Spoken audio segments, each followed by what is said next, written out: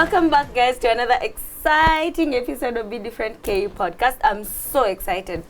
It's December. I don't know. I hope none of you ever gets grumpy or mad in December. I mean, at some point, you just have to let it all go.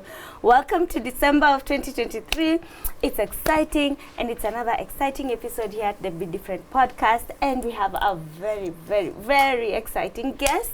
I will let her introduce herself. But before that, there's a question I asked her, and I want her to maybe repeat, but in another way. I've read somewhere on social media before coming in. What color would you use to describe your 2023? Wow. Yeah. I'd say black and yellow. Uh-huh. Yeah, black in the essence of first quarter of the year. I struggling with health. Yeah. And yellow because I came out of it. Wow. Really stronger, healthier, and ready to do my filming, go back on set. Yeah. So I'd just say black and yellow. It's like there was a dark cloud, there was a silver lining, and then the sun came out. So wow. Yeah. That's really nice. And I've made it a choice to wear yellow. At least every week I have to wear yellow just to remind myself that the warmth that there's brightness. Right. Yeah. Wow. I would say I would use green. I feel like I love green. And it's shades of green, not just one type of green. So there are times it's very jungle green. Yes. Bordering on that, very a lot of heaviness, going through a lot. Yeah. But being very subtle. I've found peace in just trying to be quiet. As much as there's so much chaos going on, and there's so much that is happening around my life, every area of my life, there's just fire. They're two small fires. I calm them with some green. I would actually say that. And it's not like we planned it, guys. This just happened. It's random. I know, this was random. So please introduce yourself. Okay, my name is Nancy Aluoch. Yeah. So, but most people know me as Artsy Nancy because of my artistic side and nature. And some people, for some weird reason, branded me Nancy Reagan. As you know, that's a former American president's wife. So for some, I don't know where it came from, but it just stuck with my colleagues back in 2009. They started the name Nancy Reagan, and it just stuck. So Artsy Nancy, Nancy Reagan, Aluoch. So we can use the names freely. All right, yes. Nancy, welcome to the Be Different podcast. Thank you. So the reason why we call Nancy here is that we were given a very interesting story about how you ended up where you ended up. So would you want to, you can share it in bits. I'll stop you and ask you questions where I feel like, okay, I need reinforcements here and there. But how did you end up, first tell us what you do so that we can understand it, and then now you tell us how you ended up there. All right. I'm a production designer by profession in the film and TV world, and a scenic designer in the theater world. So basically, I just design spaces. I design spaces, and I design for film in production. And I can say a production designer. And I've described this before and explained it to people because most people don't know who that is. We have zero idea. People confuse me for an interior designer, which I'm not. They confuse you for an event planner. They confuse you for a graphic designer, all these things. But a production designer is basically the eye and the painter of the director on a set. Be it theater, be it television. So you're just painting what the director is thinking. You take their thoughts and make it visual. You translate them into visuals. How did you end up there? We start from the very beginning. Please, let's start from the beginning. Did you know such a career exists? Did you go to school for it? How do people end up being production designers? No, growing up, I did not know there was such a thing.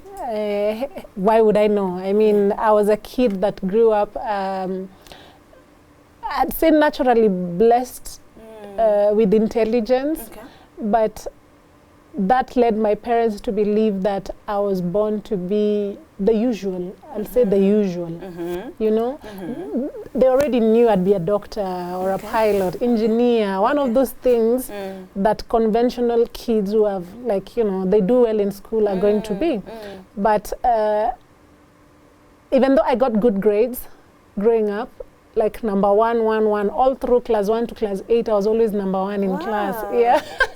So I used to find myself always running towards performing arts, dance, drama, music, doing the Scottish dance. Which number 1 does that?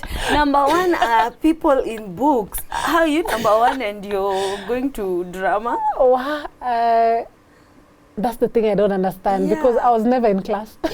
Serious? Yeah, I was always out. Yeah, I was always out doing poetry, doing these poems and dances and drama and anything that was artistic, involving myself in the art clubs, music club.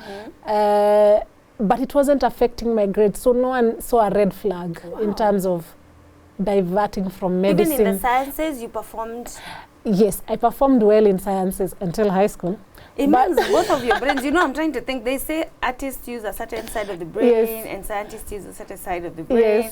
So it's like your brain is just, you know, that perfect brain that needs to be studied. No, I had a balance. In primary school, I was so good in like sciences, math and everything, and art classes. But then when I got to high school, I was good now with the arts. You know, the history, the art and design classes, all these other classes that were not English, you know, literature, that were not biology and chemistry. But I didn't do so bad in those science classes either. But I was never again in class. I was always out of class. Even in high school? Even in high school, I was always in and out of class, being told I need to perform here, I need to do this. This term is fully packed. My schedule started getting packed in high school. We are sorry. Before my adulthood. If only I knew, So I was always doing artsy things. And it wasn't affecting my grades so badly. So my dad at the time in high school, he didn't see the need. But were they coming to see you perform? Were they attending some of these things, or it's just those ones of, my child has a life in school? In primary, my mother would attend, because I lost my mom in class 8. When I was 13. And she used to attend my functions. But then in high school, because now we were having a single dad, and he was so busy, he was working. So my performances in high school, he wasn't there. And most of the functions in high school, they're schools, other schools, you know, meet up and do stuff. So the parents are never that involved in what you're doing in high school. The only thing that would cause them to raise an eyebrow is if your grades are going down. So my grades were always balancing between the B's and B minus. If I did so badly, it was a B minus, you know, never a C plus.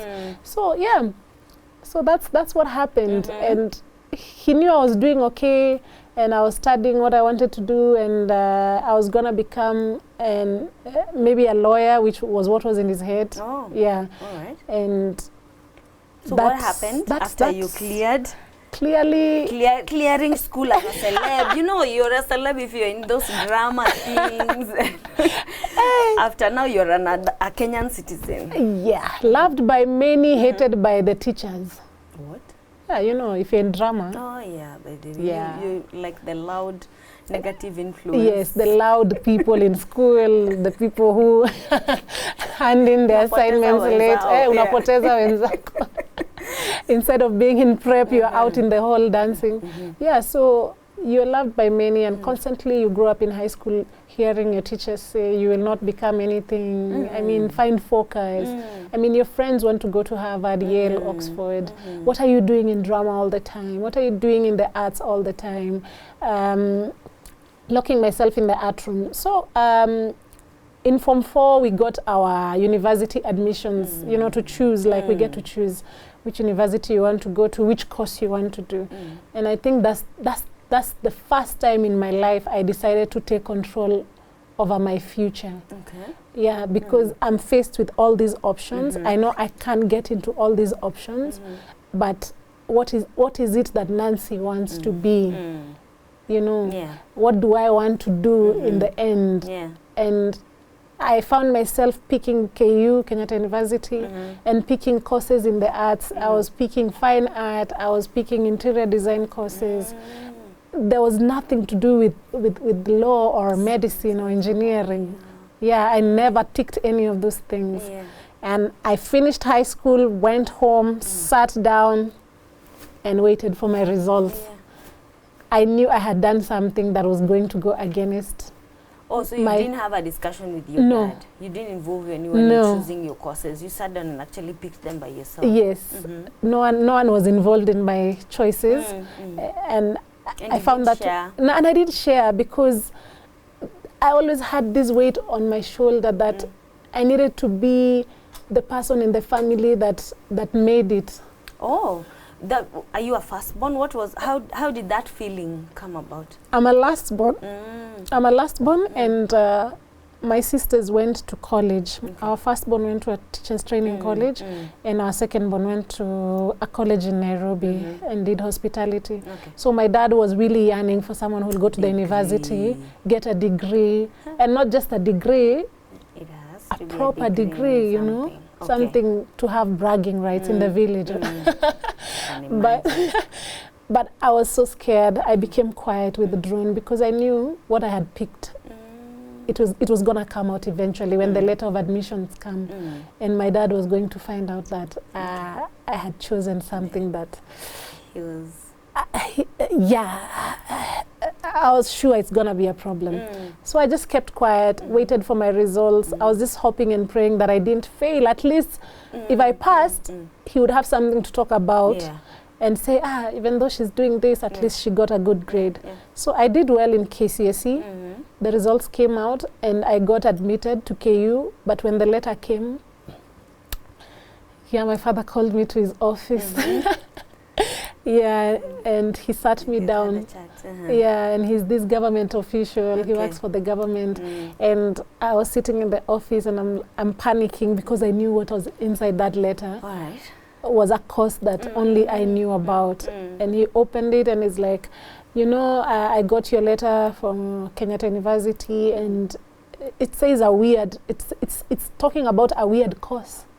It says BA in fine arts. What is fine arts?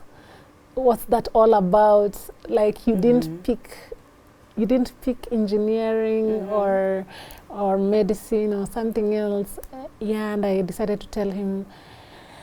You had the hard conversation. You told me you're the one who chose it? I chose it for myself because I knew I didn't want to be in any... I always feel suffocated by some things, even thinking about them, like other courses or other career choices. I always felt like they would suffocate me. And I wasn't the type of person who saw myself sitting in an office 8 to 5 and being in a routine because I don't like routine. Even in high school, I used to try and break the routine. Hey, you and I both. I used to try and find interesting things to put in between a routine just to break the monotony.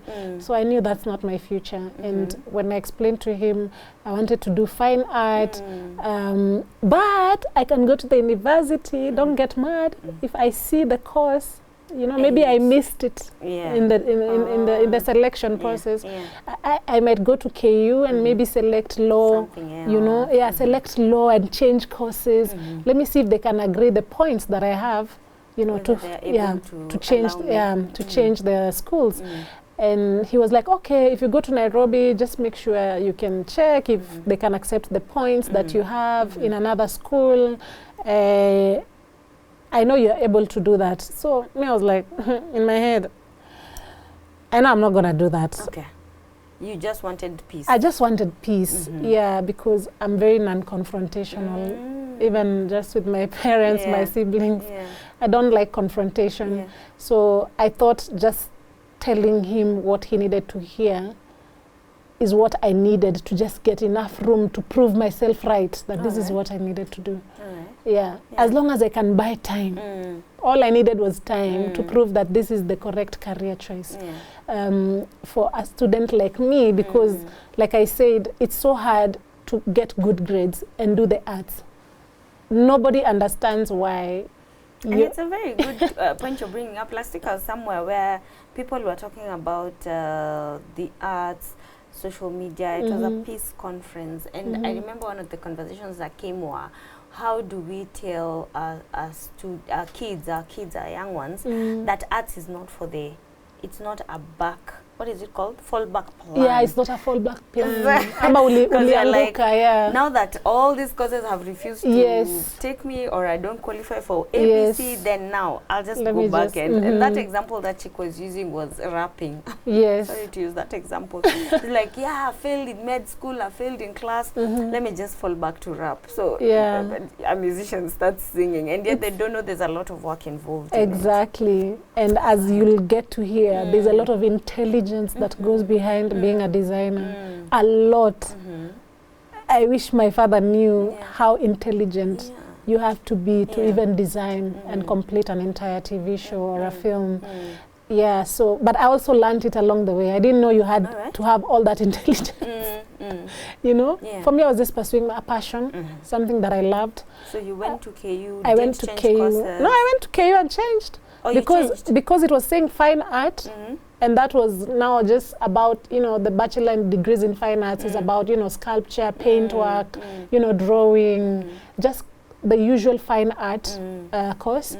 But then I saw a tent that said BA in Theatre Arts and Film Technology while I was in line as a first year. Wow. I'm in line. Yeah, I'm in line to register. I turn to my right and I see another tent that is saying BA in Theatre Arts and Film Technology. I immediately left the line. And you know, the first day, the lines are long. Super long. Super long. You don't even want to dare to move. Yes, you don't want to move from this line to that line. So I just found myself crossing over because the film line was so short. Can you imagine? Yeah, and I went there and I asked, I remember it was Professor, it was Wanjiro Kinyanjui from KU. And I asked her, so what is this course all about?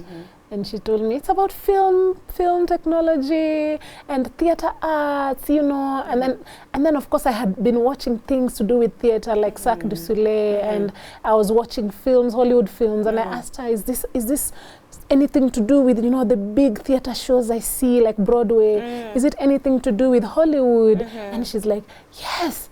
That's what this course is all about, you know. You get to work in those industries and that field. And I was like, I have this point. Can I join? Wow. Yeah, and I showed her my papers. I'm like, I know I'm supposed to do fine art, but how can I do film instead? Get a degree in film. She's like, your points are actually they're, you know, they're okay. Yeah, they're okay. It's actually more than enough. You can move. Yeah, just go to the registrar, blah, blah, blah, and get these forms. And she gave me all these forms. And I also made sure to ask her, can I still practice fine art? Because, you know, I'm an artist. And I wanted to know if I can still do courses in fine art. She's like, yeah, you can do the major in film. And then we always have some semesters where you do minor courses in fine art. You pick classes in art and music department. I was like, perfect. I love music, I love arts, and I love film. So I get to do all three in one. And that's how I ended up doing film. And again, nobody even knew I was doing film. So that conversation with your dad was left hanging? It was left hanging.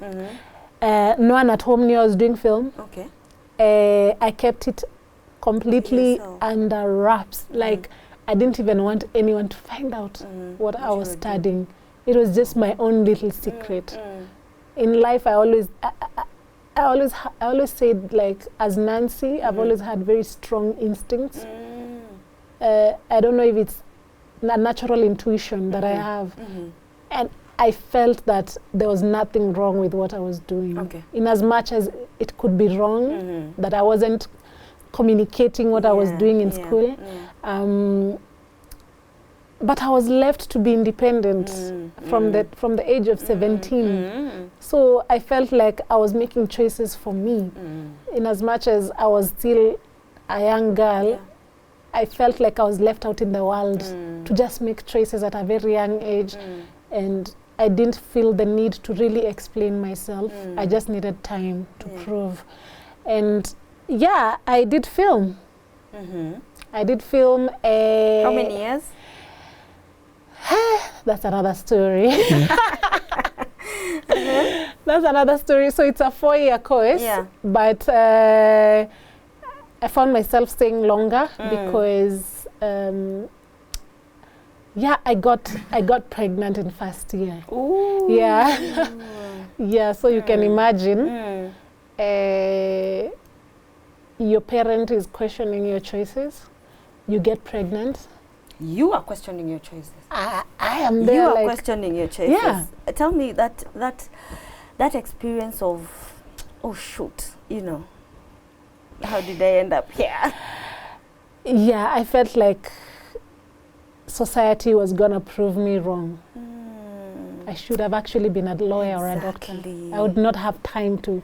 That time you are so turned upside down. I'm turned upside down. Those secrets you are keeping. Yeah. Like my world is collapsing because now it's not gonna be I was right to pick this career choice. It's gonna be, you see what we say about artists. Pombe, it's drinking, it's about smoking, it's about this, it's about that, and pregnancy, and early pregnancy. So it's true what they say about artists.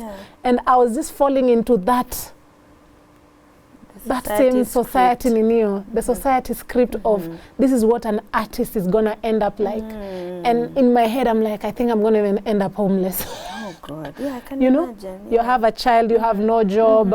I was only doing modeling at the time. I find out I'm pregnant. So how am I going to model and get money? I have to be out of work for a while. Because I was balancing modeling and class, modeling and class. With pregnancy, you can't model anywhere. You have to wait, have the baby, and then hope that you're going to be picked again into modeling, but your body has changed. You have these stretch marks. You have, it's just you have to work out and get back in shape. And actually, my father found out about my pregnancy when I was in the hospital bed after my C-section. Yes. When the baby is born? Yes. Yes. My sister called him. You can keep secrets.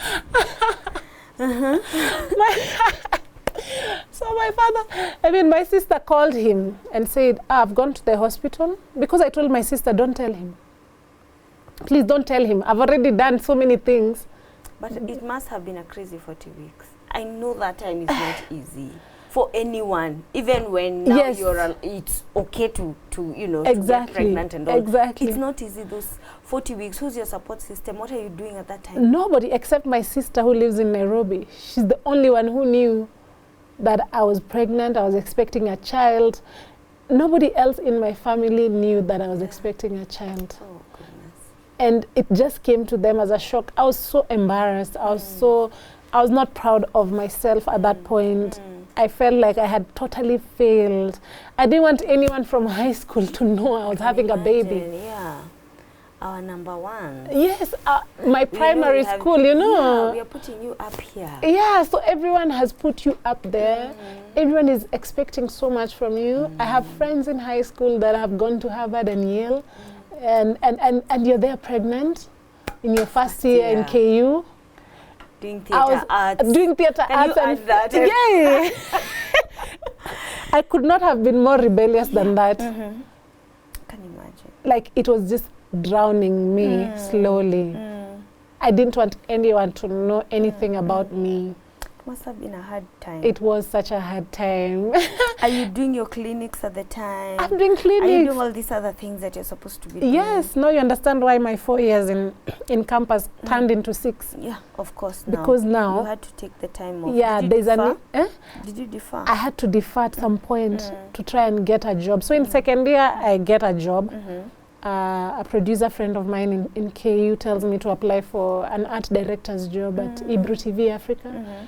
And I was like, what do they want? He's like, an art director. I told him, I'm not an art director. I'm just a makeup artist, a costume designer. He's like, but Nancy, you really love art. You know everything about art. You speak about Picasso. You speak about Michelangelo and the art galleries. You speak about art like it flows freely from your head, you know?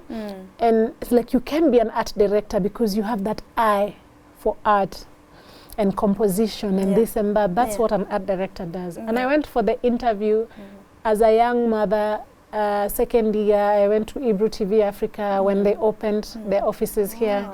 I didn't know anything, but I went there with confidence for the interview. I had not done professional anything in my life. The only thing I had done was makeup and hair for friends and, you know, the local shoots. Things that you do. The, you know, pro bono shoots, passion projects. So I walked into Hebrew, and what has always helped me was my confidence. And I walked in there and said, I'm an art director, and I know I'm going to do this job well. I am the best in this country. I didn't even have a CV. Yeah, I can imagine. I didn't even have a CV at the time. But just how I spoke and expressed myself and my love for the arts. And the interview was simple. It was something that I could do with my eyes closed, the questions they were asking. So they knew, you have knowledge in art. And they gave me the job. Remember, from living in a single room for 2,000 shillings with a baby. Nobody knows even where I live. Like, I'm just completely lost in Nairobi. I'm a failure. I didn't even want to remember what high school I went to. I can imagine you've branded yourself. Yes. And what is this? You will tell us. You will tell me, maybe off camera.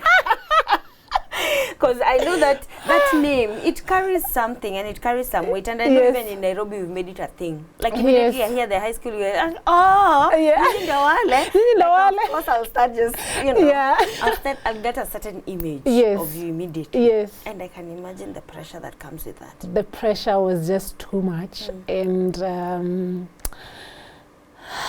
I went down. So you're taking care of your baby by yourself? Yes, by myself. And you've gone back to school? And I've gone back to school. There's actually a friend of mine called Joanne. She's the one who used to come when Nairobi University had long holidays. Then she would come to my place, take care of my baby during the long holidays. And I was in school. And she would just call me, okay, is it your lunch break? You know, come and breastfeed. Because I don't have a fridge. I don't even know what a breast pump is. That time? Yeah. I'm a first-time mom. I'm all alone. I have no help. I have no partner. I can imagine. I'm living Nairobi. I'm living a life of 5 shillings kumawiki and avocado. It's the basic, bare minimum. Bare minimum as long as my child has diapers. That's all I used to focus on. And then I landed this job as a second year that is paying 80,000 shillings a month. I was like, in fact, I asked them, is that all mine? I can imagine. I asked them, is that all mine? Then the producer is like, Nancy, they're going to pay 80,000 a month. You know, back then 80,000 a month was a lot. And and the way you're describing your situation. You know, a second year student, 80K. Yes, you know, like what are you doing with 80,000, you know? And I got the job, and now my life started changing. I started seeing the light. But then my life has always been just black and yellow. Now that you think about it. Yes, now that I think about it, my life is just black and yellow. There was just finally some light at the end of the tunnel. I'm not speaking to my father at this point. Yes, he knows I'm a new mom. Yes, he's trying to be supportive, but I can feel it. You know the way you feel. You guys haven't had a conversation yet? At that time, no. No, at that time, we're just talking, you know, like hapakule. And then he'll sponsor me or surprise me with like 3,000 shillings on my M-Pesa. Because a father is still a father, even when you fail. That is so sweet. Even when you fail, I feel he still had my back. We are not talking. We are no longer that tight. You know, the way we used to be tight, and he would buy the newspaper, and we knew he was going to split the middle part and give me, and he would read the other parts. That relationship died because I felt like I had rebelled so much. You really broke his heart. Yeah, I broke his heart. I could feel it even when he's trying to support me, that he was just doing it so that I don't go. Like niko na mtoto in Nairobi. Nisipote. Unaona ile kupotea sasa ya artist ya drugs and you know. No, I didn't go there. I think he was just trying for me not to get to that level of coming out of that situation would have been more difficult. So he still supported me, but we were not close anymore. We were not talking. It was just a by the way, oh, let me just help you where I can. And I appreciate that a lot, because at some point he told me to come back home if I'm really struggling. And I told him, no, I want to stay in the city and I want to make it. You know, the Americans say, I left Kentucky and went to New York. Sure. And I want to stick it out in New York and make it in the big city. That's what I said. I have left Kisumu. I've come to Nairobi. I'm not going back to Kisumu. I'm pushing. No, I'm not going to be those young moms in Kisumu, you know, back to my father's house. I'm going to push and I'm going to sail through this hardship. I know I can, because I know my spirit. And I was again at the back of my mind, it's not over yet. You still have to prove people I still have to prove people that this the art path that you took, you have to make it. Exactly. So when I got that paycheck, the job comes. And now I see money. And it's a lot of money. It is money that was confusing. For our second year students again. It was confusing me. I'm like, what am I even going to do with all this money? That 80,000 was too much. I found myself paying even like school fees for neighbors' kids. Wow. Yeah, because it was just me and my son. Then who else? No one knows I'm having this money. Even my father doesn't know that I've started earning this money. Yeah. And then come 2017, actually before 2017, I did some films here and there, and I did our Oscar-nominated film sometime there. We just did a film and got Oscar-nominated. And then sometime in 2017, I get called to do Selena, you know, the first... So you worked in Ebru TV for how long? I worked there for 1.5 years, and then I just felt like I had done enough. Okay. And it was time to move on. So I moved from Ebru, but again, I can tell you for free, it was just again, feeling like I'm in a corporate world and there's a routine. It started becoming something you already know. Yes. I know, here I come, this corner looks like this, like this. Yes, nothing is new. And you're tired. And it's not exciting. Yes. Yeah, so I just moved on, did a couple of films, get some money, and then some Germans saw the behind the scenes of Get Some Money, and a producer friend of mine, Matrid, asked me to come and do production design for this film she was co-producing with some Germans. And that's the film that ended up doing so well in the film festivals, and it really took my name out there because of we got Oscar nominated in 2018. So you finished school? At that point, have you finished school? At what point did you finish school? Did you? I just think I finished school at some point. Was it in 2016? So I think it was in 20. Yeah, I think it was 2016 because I took time. I used to go a semester and then I'm out working. The jobs pulled you from school? Yes, so jobs are now pulling me from school. I'm in school this semester, then the next, like that. So I was working, trying to build a name out here, and also at the university, I'm trying not to drop out. Yes. Because dropping out is again giving up. That was not even an option. That was never going to be an option because I'm a firm believer in education, in getting formal training in whatever field it is you're doing. So I kind of pushed through school, and my best friend helped me to push through, and she said, I'm going to come and sit with you in those classes. If you feel tired and drained, and she would come and sit with me in the film class. next to me. He was like, okay, you're done with this class, next. So until I finished and graduated. Wow. Yeah. Congratulations. How did that make you feel? And do you remember your graduation day? Ooh, wow, graduation day. How do I remember my graduation day? First of all, my graduation day was not a big deal. Why? I think in my family, in my family, they gave up somewhere along the way because I took too long. So even on my graduation day, my sister came, my ex at the time, and that was it. Okay. You know, like it wasn't a big deal. We didn't make a big celebration out of it. Yeah. And I was okay with it because people had outgrown it. Plus, on top of graduating, I was already working. So even on graduation day, I had to leave work, go to graduation square, and then leave graduation and go back. Yes. And that's the thing, maybe just to stop you right there, Kiasi. That's the thing about us. I mean, by the time you were going to that school in first year, you couldn't wait to prove people wrong. But then in the middle, things happen, and that is no longer... You see, graduation is now something that's, you know, whatever, man. It's not a milestone. You didn't stop and celebrate, and yet you really beat yourself up. Yes. When pregnancy happened, when struggles were happening, when you were almost drowning in Nairobi, you took time to give it. Yes.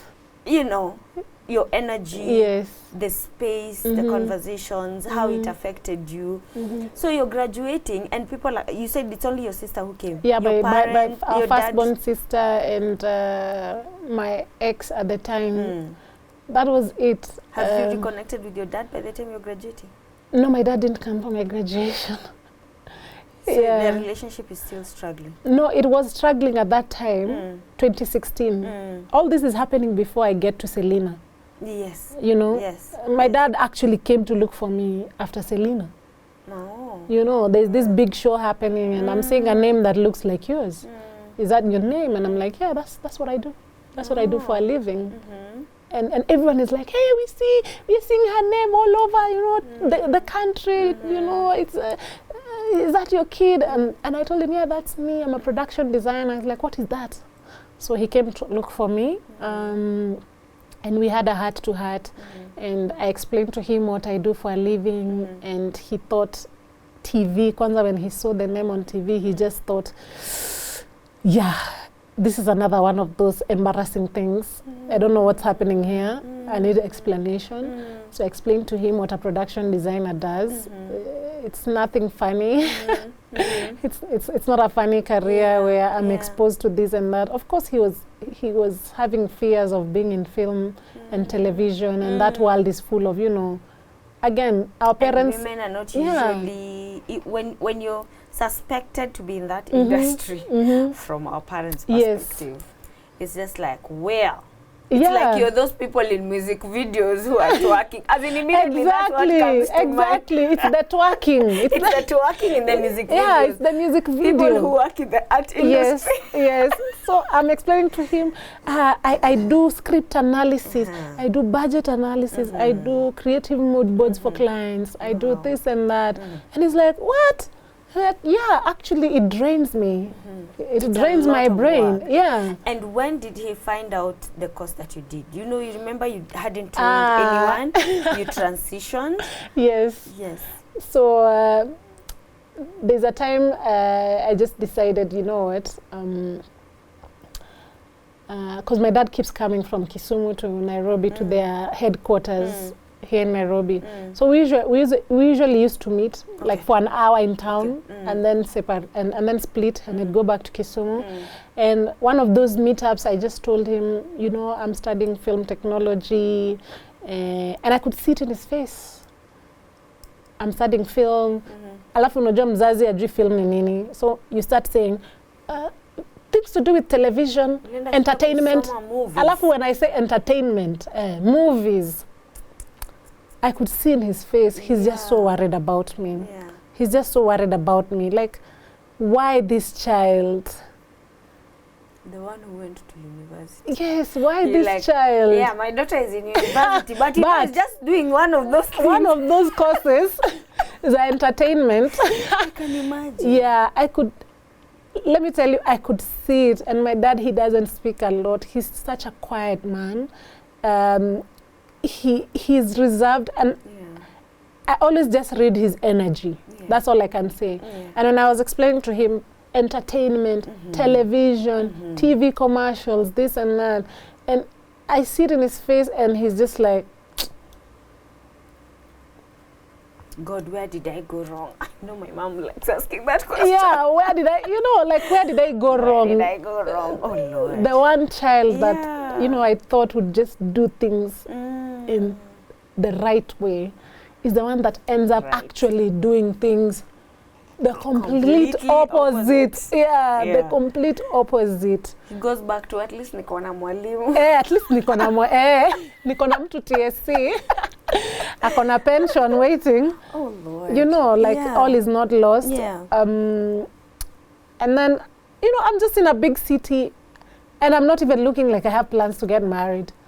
And then I'm in entertainment. Yeah. And I'm working crazy hours. Girl, you're lost. You are lost. Yeah, you are lost. Officially, from our parents' perspective. From the parents' perspective, you must be so lost. And I could see him struggling to find words to tell me, are you sure about this? Are you sure about this? And I told him, I'm getting, at that time, kwanza, before I started getting the 80,000 and whatever, I would get like 2,000 shillings to do like a pro bono shoot, sijui what here. And then he's looking at me like, is that even money that can sustain you and your child? I can imagine. And I could feel it in his heart and in his soul, almost like telling me silently, you can still start over. And do another course. Yeah. You're still too young. Yeah. Like, you can actually just go and start doing law all over again. Okay, you've made your mistakes.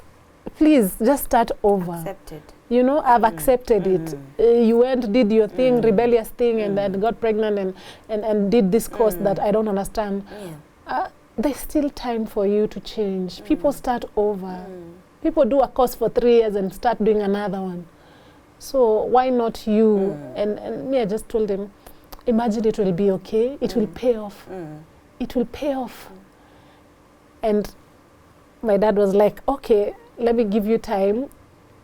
In case you need anything, any advice, I'm here. Yeah. Don't forget that. Just take care of you and my grandson. And I remember calling my father in 2018.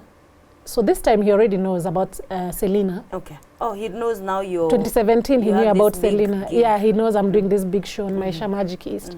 Then in 2018, I tell him, yo, Dad, I need your ID. Something is happening, I need your ID. He's like, why do you need my ID? Oh, I'm traveling to Los Angeles. My dad is like, what? You're traveling to I need to apply for the, American visa, and I need your detail. I need to get a passport. I need this and that. I need all these family details. And he's like, "You're going to Los Angeles?" Yes, I'm finally going to Hollywood. I told you. I told you I'm going to go to Hollywood. Yeah. So he's not understanding what Hollywood is and this and that. Yeah, and he was so confused. And he gave me all these papers so fast, and he started telling everyone. I can imagine. Yeah, he started telling everyone that my daughter is going to Los Angeles, she's going to California, to Hollywood, to those people who make big films and television. And when I went to LA and came back, I felt like coming back, I was now fully accepted in 2018. Because even Uhuru Kenyatta tweeted about the film. Wow. And that's what, validated. Yeah, 100%. It was like validation, The president is saying, I'm proud of this team for carrying the Kenyan flag so high in California. We wish you all the best. May you win. Okay, we didn't win. But I feel like that time in 2018, going to California, to the Oscars, and being in the world's biggest stage when it comes to entertainment, coming back to Kenya, my dad was so proud of me.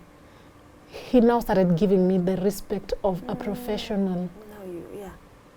Like, you know, my daughter does this. Okay. You know, she does this. Yeah. She even earns more than me. Yeah. You know? Wow. Respect her and what she's doing, you know?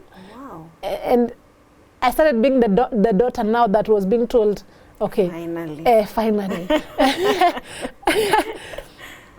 I started being the daughter that is being told, you know, we need to build something at home. Now you're in conversations. I'm in conversations that are beyond. You know, yeah. just to get your thoughts on. Yes. Just to get what do you think? Yeah. Yes. Yeah. Now I'm in the what do you think? Imagine. Family conversation. Yeah. I want to construct a dam, a well. I want to build a well in the village. So what do you think? Yeah. So I'm planting maize and nini. Yeah. I'm not part of the what do you think committee in the family. I know. Before you had lost your mind. And before I was just lost and everyone had given up absolutely 100% completely on me, because I don't need someone to tell me that they're disappointed. I could feel it even going back home.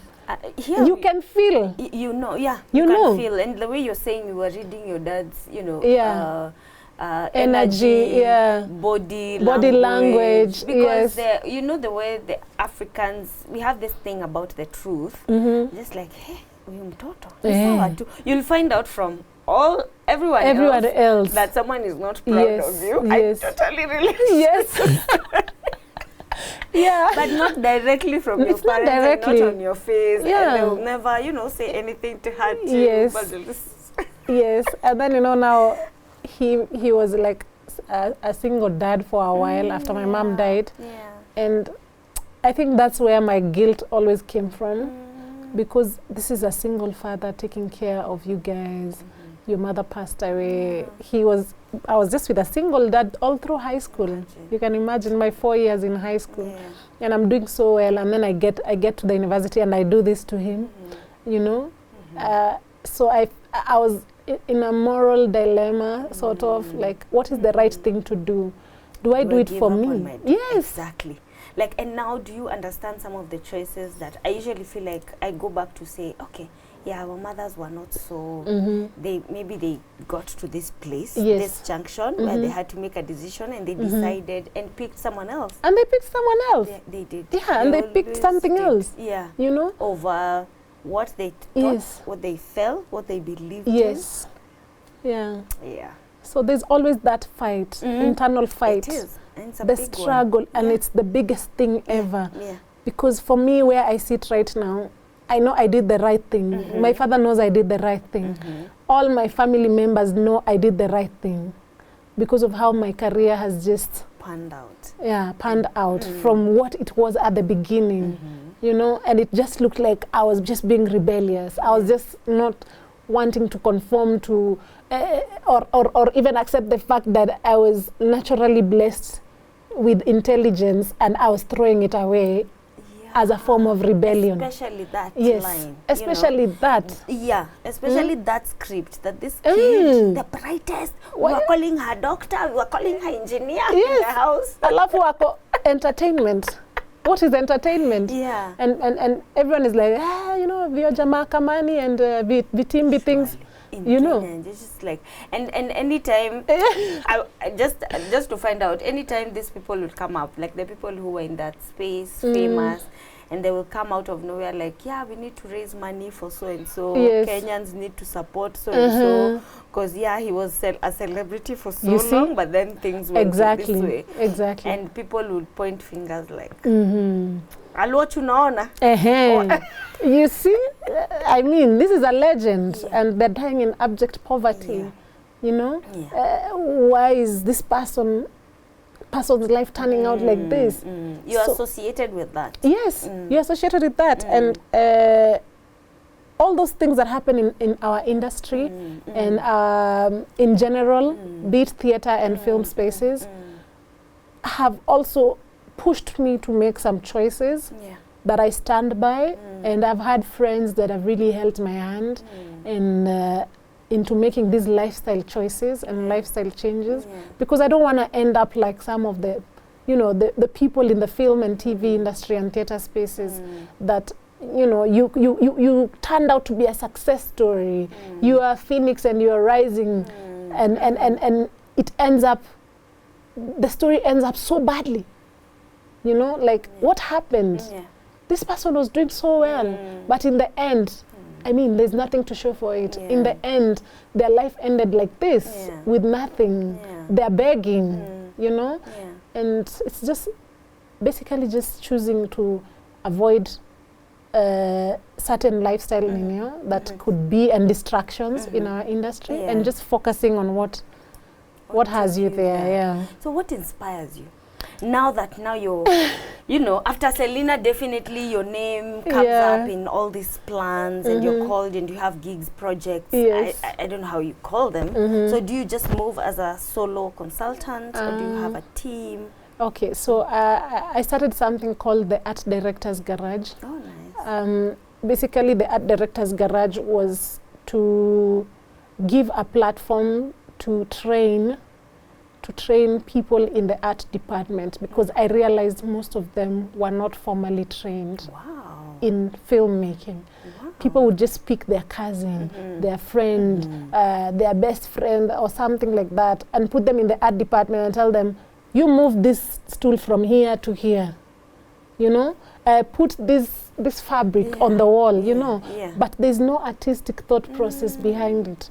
So I used to get frustrated, because for me, I think from a school point of view, when I'm doing art and setup, I'm thinking as an artist, what are the elements of art in this space? Like, how should I find balance, dominance?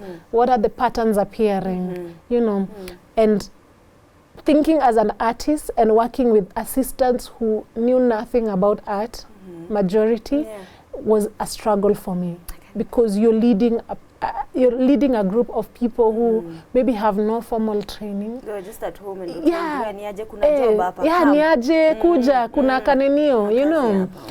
And that's usually like the assumption in the film industry, that you can make it without formal training.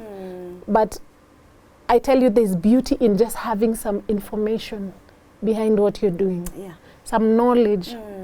Just formal knowledge, even though it's a certificate in film or a diploma in film. There's beauty in having some structure and a basis of operation, a base of operation in terms of how you think. You're not just guessing through the process. You're now deliberately doing things intentionally while creating something. You know, if trends or what works. Exactly. You know, there's some things I'm sure you guys know what work, and you're very quick to know what works. Or going with the trend now is the green and the blue. Exactly. What's just pull that one out. Exactly. So education really, you know. Education helps, and I started the Art Directors Garage to just basically bring in as many people as I can to that umbrella, and then me as Nancy, having a background in art, because not everyone affords the university fee or knowledge in art. So I would find myself telling people, you know, go and read this today. Go and read the color wheel. Go and study the color theories. Tomorrow, after 1 week, come back with 5 elements and principles that guide artists when designing. You know, and these are filmmakers. And within our little world and our little department, I would have them do such kinds of things, you know. If we watch a movie, I'd pause it and we would be like, so what do you see that is artistic, that stands out in this frame? You know, and someone would be like, I don't know. No, I'd be like, exactly. There's a lot to tell from this one frozen frame. If you went and studied just, you know, this and that. Tomorrow, go and study. Next week, go and study these artists. Go and study. I feel like I should clap for you. You know, I am clapping for you. This is a conversation we've had here, and we really struggle with when, you know, this is a teaching space for TV and radio, and we've always talked about, our radio presenters, our like how people are chosen, the people who are given jobs, what they have, what they know, what they do, and why is it the thing that gets more light? Or the thing the people get, it's a name, it's first a name, the name of a person who maybe does ABC, became famous, then given a job to be a radio presenter, never stepped in class to do that course or whatever. And so it's a conversation we've had in these spaces, and that's why I'm just saying, you are making a difference, in your space. I want to be different, because art is not a by the way, and it's not I don't have anything I'm doing, I can be an artist. Art stems from an intelligent point. There's a lot of thinking and thought process that goes behind being a designer or being an artist. I'm sure whoever put this texture and this, this grayscale wall and put the colored fabrics was thinking about something. There was a thought process, like what is the look and feel we want for this show or this background. It shouldn't be grab that thing, let's just put it like this. So I want to have people who've passed through my hands, people who I train on set, come and say, oh wow, I was trained by Nancy, now I understand what texture is, I understand what dominance is in a frame, I understand what balancing and creating harmony is, I understand what monochromatic themes are. Because you have to have some level of, just think about it. Don't make it like kubahatisha. It's like you're playing in the casino, and you're hoping you'd win it. Wow, that looks good. But then the thing is, the experience, yes, is on the field. The experience, true, is on the field. That's where you get the experience. But with experience, you need a backbone. You need a very strong foundation. Sure. Yes. Then it just makes you. You're the guys responsible for taking the conversation forward. You're the guys responsible for, if there's any form of advocacy in that space, if there's any form of thinking about the future, how things are disrupting the industry and what have you, you need that backbone you're talking about. You need to know where things came from, how you got here, and how you're going to navigate tomorrow. Exactly. And with all these things that are changing the competition all over. Yes, and how do you compete with other markets? How do we compete with Tanzania if Idris Elba opens his studios in Tanzania? Imagine. How will that make the Kenyan industry? How are we going to put up our own industry players to go and compete on that level? And they take us seriously. Of course, they're going to look at credentials. I've been in those spaces and I've been told in California, Nancy, you have not even started. The degree is just the beginning. Wow. You need a master's in architecture, or you need some form of paperwork in architecture to be a proper production designer. You need paperwork in this and that and this and that. And I was like, oh, wow. I don't even think education has begun. It's just beginning, Wow. For me to even make it to a production designers guild. Some people would say, okay, I have the qualifications in Kenya, but am I only competing as Nancy within the Kenyan market? No. I want to sit at the table of production designers. I want to talk. I want, by the time I do a film in Kenya and I get a production design nomination at the Oscars or anywhere else on a big platform, I have the credentials to back me up. When they introduce me, they're like, she's part of this guild and she's part of this.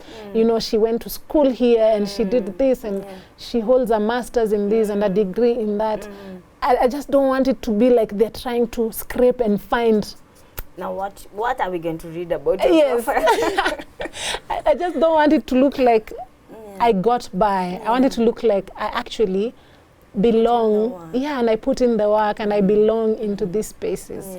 Because again, being a woman in film, you're usually mistaken. If you work your way to the top, you're mistaken, and people think like, oh, you're friends with this producer, or maybe you sleep with this person, not knowing that actually every single day is just a hustle. It's just a hustle. You're trying to put in the work, you're trying to study, you're trying to constantly see what's happening in the rest of the world so that you can better yourself. Yeah. And I feel as women, we are constantly trying to prove that I got here out of merit. Yeah. You know? Yeah, I got here because I'm putting in my work. It's almost a battle. And no one even mentions it. Like you're saying, no one tells it to your face. Yes. But every day you wake up and you're putting your foot down and you're proving something to someone. Yes. And I don't know why. It's a never-ending cycle. Yeah. You're always trying to prove, you know, I got this, and I'm all about my work, and I'm all about what I do, and I can back it up. You know, you don't want instances where you become too successful and then something crops up from nowhere and someone tries to bring you down. Yeah. Yeah, and like, oh, you see, so everything else you've ever done is brought down by this one thing or one statement. Yeah, or one statement. Yeah. Yeah, so I think I'm just generally inspired by women in film that always try and keep pushing. You know, Issa Rae and Eva DuVernay, and right now we have other women who are like doing cinematography, which is also another male-dominated field, and they're doing it so well. You have great directors doing big movies like Barbie. Yeah. You know, there's all these great women that are trying to prove themselves, both in Kenya and beyond. And to be honest, I just even don't think my career has started yet. I feel like there's just so much I need to do. Wow. Yeah, there's so much I need to do. Yeah. And my passion and my drive is usually to have as many people be trained into this art of, you know, filmmaking and designing for film. Those people that might not be able to pay university fees, if I can be able to set up a space where people can come and get like it's training. Like formal training. Be certified. Yeah, it's certification. Be trained in the art of making special effects makeup in a proper special effects makeup studio. You know, get certified and go and practice it and say, you know, I'm actually professionally trained in this craft. Costume designers, are they trained to create costumes from scratch? You know, or is it a matter of we just allow them to go to the market and thrift and buy costumes and come and put them on actors? Do they know how to sew? Do they know how to come up with concepts? You know, is it something that they can stand up and say, oh, I'm actually a costume designer because I conceptualize. I just don't buy clothes. You know, it's a very interesting conversation, and why I relate is I have people, family, relatives who are in that field. Yeah. And those are conversations, maybe they're changing, maybe with the CBC, Kenya is trying to change the conversations from that end. And also our perspectives need to change. Yes. Like when your child tells you, this is what I want to do, not to freak out. Yes. Because it's not the easiest thing to do. Yes. Now that I feel like I'm a bridge, I saw my parents struggling with my siblings, them choosing their path. And actually for them to accept, it's taken years. Yes. And now me being a mom, and I'm like, okay. So now my daughter just wakes up and tells me, you know what, mom, this is what I want or what I think and what I feel. And as a parent, you never know when you fall back to those, the usual, you know, I wouldn't mind my daughter being a doctor, being an engineer, being what. But now things are changing. Maybe CBC is here to save us or not, I don't know. But point is the conversations are changing. Yes. And so that we stop castigating people for these choices that they make when they choose the arts. Yes. And also to sort of sanitize the arts, but the way you're saying the issue of education or training, to actually accept it in our circles as, you know, pia ni ya kuheshimika. Si fallback plans. Yes. Na si casual jobs. Like people have come to the set for so long. Na sasa ule msee amekuwa wa lights. Cause anakujanga anaambiwa run the cables. Yeah. You know, it starts like that. At some point he's the lights. Yeah, he's the head of department. And I don't fault such a person because they just came and, you know, found a crack and they made it. But even when you make it like that and you had a whole department, just find hours out of work to start studying online or do a course. Just get that formal training because I think I've been in spaces where art is being discussed, and maybe you're at the French embassy and maybe they've invited, I don't know who, the cultural attaché, and I don't know who, the minister for what, and this, and arts and culture. What do our people have to say? What do you have to say? You know, that's when you're put to the test as a creative, when you're in these formal spaces with these people who could potentially be the investors in our industry. Who would potentially change how our industry runs. Us ourselves, it has to start with us. Like, can we just clean ourselves up by putting ourselves on the same level with other industries that take these things seriously? For sure, to be paid well, you have to back it up. Yeah, sure. To be paid well, you have to back it up. And trust me, there are people out there, when they do projects, they usually come and ask, send us your CV, let's see your credentials. And you find yourself being picked from someone else who has many years in the industry over you, but maybe it's because of your formal training. You know, someone feels some sense of comfort knowing, oh, this person has formal training in film, so let me put my faith in them.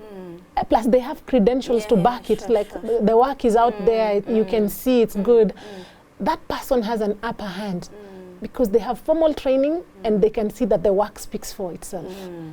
As opposed to you who would be like, you know me, nilingizwa na auntie yangu, and I've been doing this for 25 years. Ni God manze. Ni God manze.